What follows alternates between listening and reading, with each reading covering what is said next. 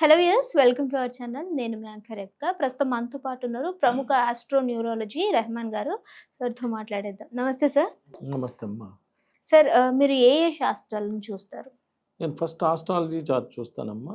Astrology అనేది ఒక అద్భుతమైన సబ్జెక్ట్. అసలు మనం ఏం చదువుకోవాలి, ఏ జాబ్ వస్తుంది, మ్యారేజ్ ఎప్పుడు అవుతుంది, సంతానం ఎంత, హెల్త్ ప్రాబ్లమ్స్ ఏమైనా ఉన్నాయా, ఇలాంటి అద్భుతమైన విషయాలను అన్నింటినీ తెలియజేసేది ఆస్ట్రాలజీ. ఓకే. న్యూమరాలజీ వచ్చి అసలు మన పేరులో బలం ఎంత ఉంది, మన పేరులో పాజిటివ్ నెంబర్ ఉందా, నెగిటివ్ నెంబర్ ఉందా, నెగిటివ్ నెంబర్ ఉంటే ఎలా కరెక్ట్ చేసుకోవాలి తెలియజేసే న్యూమరాలజీ. అలా నేను చెయ్యి చూస్తాను.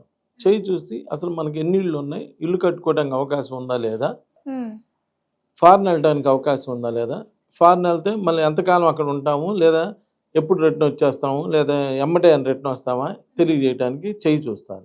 ఫేస్ రీడింగ్, ఒకళ్ళని చూస్తే పెట్టబుద్ధి అయింది, ఒకళ్ళని చూస్తే కొట్టబుద్ధి అయిందని ఫేస్ చూడంగానే మన 100 years లైఫ్ ఎలా ఉంది ఏంటి అనేది చెప్పవచ్చు అమ్మా. సిగ్నేచర్, సంతకాన్ని బట్టి అసలు మనకి లీగల్ ప్రాబ్లమ్స్ ఏమైనా ఉన్నాయా లేవా, అలానే హెల్త్ ప్రాబ్లమ్స్, లేడీస్కి పర్టికులర్గా పీసీఓడి ప్రాబ్లమ్స్ ఇలాంటివి ఏమైనా ఉన్నాయా అనేవన్నీ సంతకాన్ని బట్టి చెప్పచ్చు.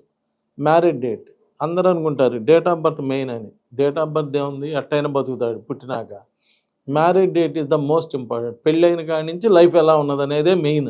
ఇబ్బందులు పడాలన్నా పెళ్ళైనాకే, సుఖపడాలన్నా పెళ్ళైనాకే. సో మ్యారేజ్ డేట్ బాగుండాలి. మ్యారేజ్ డేట్ బాగుంటే లైఫ్ బాగుంటుంది. ఇలా అన్ని రకాల శాస్త్రాలు చూసి ఒక అద్భుతమైనటువంటి ప్రిడిక్షన్ అవ్వడం జరుగుతుంది. కాబట్టి ఇవన్నీ కూడా నేను ఈ సబ్జెక్ట్స్ అన్ని ఫాలో అవుతాను. 29th డేట్ ఉన్న వాళ్ళు ఏ విధంగా ఉంటుంది సార్? చాలా చక్కటి క్వశ్చన్ అడిగామమ్మా. ఎవరు ఏ విషయంలో కూడా ఎవరి మీద డిపెండ్ అవ్వాల్సిన రోజులు కాదు ఇవి. అందరికీ ఫోన్ ఉంది. 29వ తారీఖు పుట్టిన అమ్మాయిలకి, 29వ తారీఖు పుట్టిన అబ్బాయిలకి, ఇక్కడ ఫస్ట్ ఏమన్నానమ్మా, అమ్మాయిలకి అబ్బాయిలకి 60 to 70% ఆఫ్ ద పీపుల్ 29వ తారీఖు పుట్టిన అమ్మాయిలకి అబ్బాయిలకి 29 ఏళ్ళ తర్వాత పెళ్ళి అవ్వాలి. ఈ లోపు కనుక పెళ్ళి అయితే 60 to 70% ఆఫ్ ద పీపుల్కి 2, 3, 4 పెళ్ళిళ్ళు అవుతున్నాయి. అలా అండా నువ్వు నమ్మకూడదు. గూగుల్లోకి వెళ్ళి 29వ తారీఖు పుట్టిన సెలబ్రిటీస్ అని కొట్టాలి, అందరు లిస్ట్ వచ్చింది. ఎవరెవరికి ఎన్ని పెళ్ళిళ్ళు అందరికీ తెలుసుగా, నన్ను అడగాల్సిన అవసరం ఏమున్నది. అందరి పేర్లు వస్తాయి. ఏది మీరు కొట్టే సెలబ్రిటీ ఎవరెవరికి ఎన్ని పెళ్ళిళ్ళు అయినాయో మీకు తెలుసుగా, ఆ లిస్ట్ అంతా వచ్చింది. ఓహో 29వ తారీఖు ఇదేదో బాగుందిరా, 29వ తారీఖు పుడితే బాగుండు, 5-6 పెళ్ళిళ్ళు అవుతాయి, ఇంతకన్నా మంచి భాగ్యమే ఉండిద్ది అనుకుంటే ఎవడేం చేయలేడు. నేను ఈ మాట ఎవరికి చెప్పానమ్మా, అమ్మాయిలకి అబ్బాయిలకి. ఎంత ధైర్యంగా చెబుతున్నా. ఒకళ్ళు ఒక భార్య భర్త మంచి ప్రేమ జంట, చక్కటి జంట. ఆయన 29వ తారీఖు పుట్టాడు. ఆయన టీవీ పెట్టంగానే 29వ తారీఖు పుట్టిన వాళ్ళకి 2 పెళ్ళిళ్ళు అని చెప్పాను కదా. వీళ్ళిద్దరు అంత మంచి జంట కదా.